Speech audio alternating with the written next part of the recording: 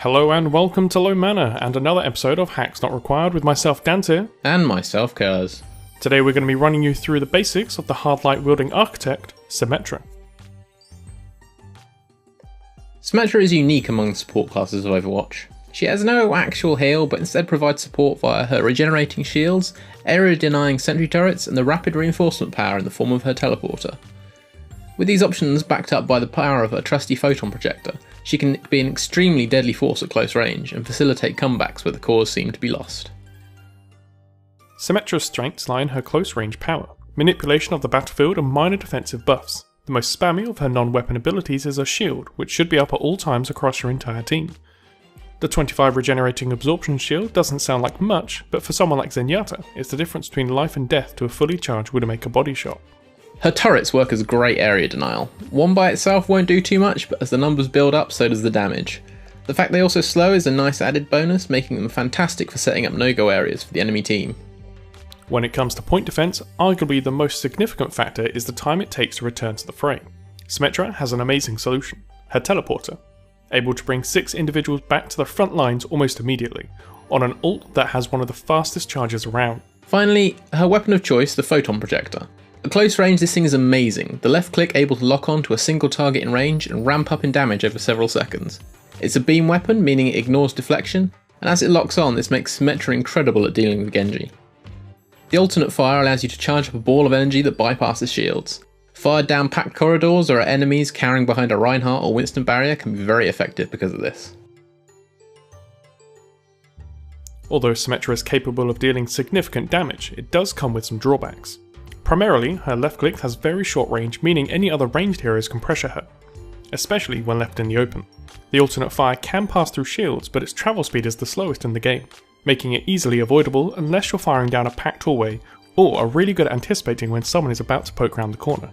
Both her sentry turrets and teleporter can be incredibly useful, but once they're spotted they can be easily destroyed and will often be the target of flankers like Genji or Tracer. This can mean you either have to move the teleporter further back or effectively waste the sentries defending it. The turrets have very little HP, making them especially vulnerable to area of effect weapons such as the rockets of Pharah and the lightning cannon of Winston. The most obvious weakness you'll feel, however, is that Symmetra has no additional mobility, so you have no escape or repositioning tool. Keep this in mind with your movement and placement. Also, not a weakness as such but worth mentioning, is that she is the only support class without a heal, meaning she shouldn't act as a solo support. If you think of her more of a defensive pick when building a team, you should negate this. Just be aware of it when playing solo. It may seem like a small thing, but the first thing you should always look out for is shield uptime on Symmetra. Unless a colleague of yours has respawned and wandered off to the arse end of nowhere, they should have a shield on them, and use any quiet moment you can to ensure that everyone is covered. That's very easy to do. Aim at them. If they have no shield, an E, or the console equivalent, will show up on your screen, so just hit the button. This can be the difference between life and death, especially if you're squishier teammates. I'm looking at you, Zenyatta. Her sentry turrets generally follow an equally simple rule. If it's not on cooldown and you don't already have 6 deployed, you should be looking to place them.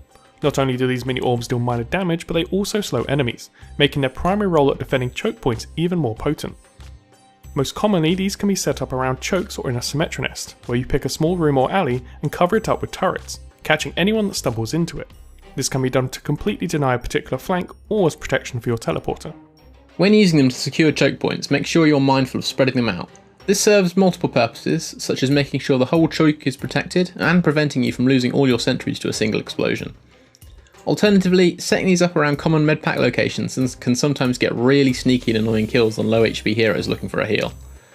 If you've got nowhere to nest up, don't stop placing these, as even hidden around corners or in hidden niches can at worst distract the enemy, and on occasion even get a kill. Teleporter placement is one of the key things separating good Symmetras from great ones, and you have to tailor your location both for how your team are doing and the makeup and playstyle of your enemy. If they do have a Genji or Tracer dedicated to hunting it down, there is no harm in devoting a bit more of your time to protecting it. If this is the case, stick to a confined space, forcing them to fight you where you can bring your beam weapons to bear. Alternatively, if you're dominating the enemy, feel free to be a bit more optimistic with your placement to pressure them even harder. Symmetra may not have the longest range with her primary fire, but unlike other characters, she has a weapon unaffected by many traditional defensive abilities. Use her to counter characters such as Genji. His deflect is useless against her, and his low health pool makes his survival time very low, especially when facing a fully charged Symmetra. When you're up close and personal, don't be afraid to be super annoying and jump all over the place. Remember, you don't need to aim that well to do your damage, and unless you're fighting another Symmetra or a Winston, the same isn't true for your opponent.